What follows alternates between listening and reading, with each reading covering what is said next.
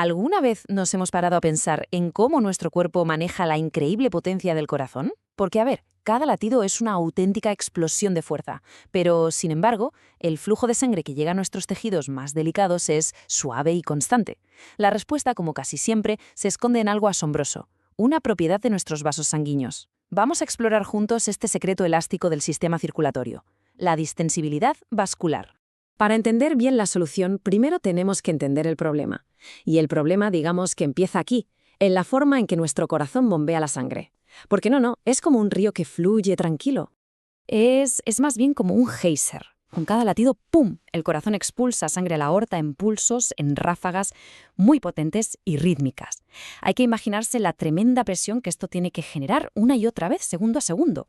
Y claro, esto nos lleva a la pregunta del millón, la pregunta central de este análisis. Si la bomba funciona a pulsos, de forma casi violenta, ¿cómo es posible que el flujo sanguíneo que llega a los diminutos capilares que nutren nuestras células sea tan delicado y constante? Tiene que haber algún tipo de sistema amortiguador por ahí en medio. Y efectivamente, ese amortiguador, ese secreto, está en las paredes de nuestros propios vasos sanguíneos. Es que no son tuberías rígidas, para nada. Son estructuras vivas, elásticas, y tienen dos propiedades físicas que son, cruciales. La primera de ellas es la distensibilidad. Pensemos en ella como la elasticidad propia, la inherente, del material del que está hecha la pared del vaso. O sea, mide cuánto se puede estirar esa pared por cada unidad de presión que le aplicamos. Es una medida de su capacidad de ceder, por así decirlo. La segunda es la complianza, que a veces también se llama capacitancia.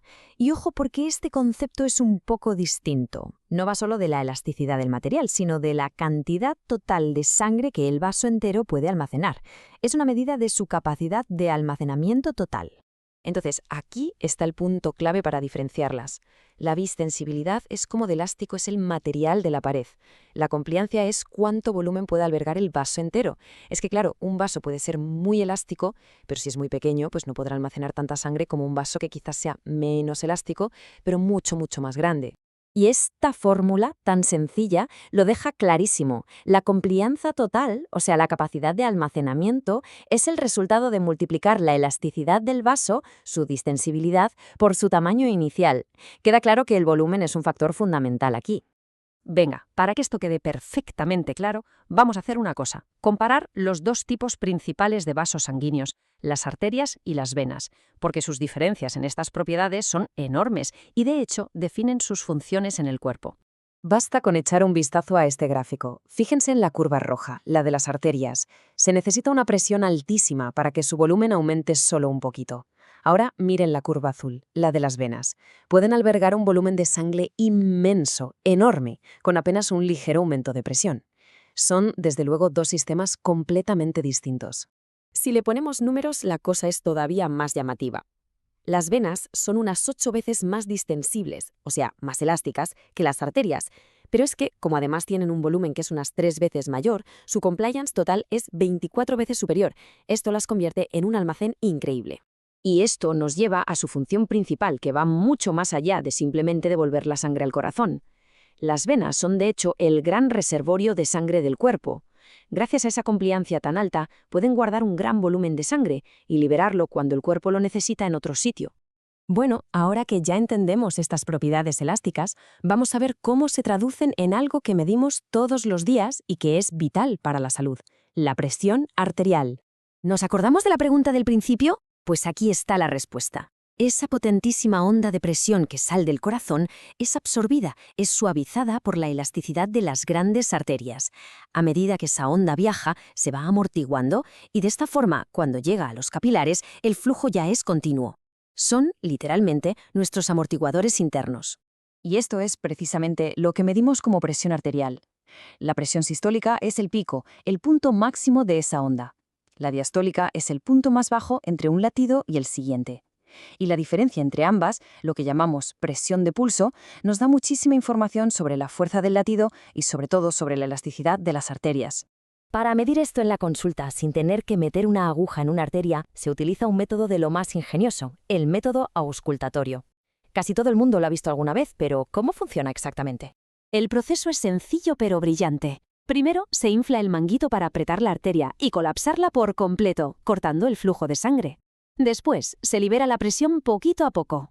Y llega un punto en el que el latido del corazón es justo lo bastante fuerte como para forzar un pequeño chorro de sangre a través de esa arteria comprimida. Ese chorro turbulento crea el primer sonido que se oye. Esa es la presión sistólica. A medida que la presión del manguito sigue bajando, la arteria se abre más, hasta que ya no se comprime nada. El flujo vuelve a ser suave y el sonido desaparece. Y justo ahí, esa es la diastólica. El perfil de esta onda de presión es una herramienta de diagnóstico súper potente. Fíjense en el pulso de la arteriosclerosis. Aquí las arterias se han endurecido, han perdido complianza. El resultado, la presión sistólica se dispara y la diastólica cae, creando una presión de pulso mucho mayor. Nos está diciendo básicamente que los amortiguadores del sistema están empezando a fallar. Y ya para terminar, es fundamental recordar que nuestros vasos sanguíneos no son tubos pasivos, para nada. Son un sistema vivo, dinámico, increíblemente adaptable, capaz de ajustarse a las necesidades del cuerpo tanto a corto como a largo plazo. A corto plazo, por ejemplo, el sistema nervioso simpático puede contraer los músculos de las venas. ¿Qué consigue con esto?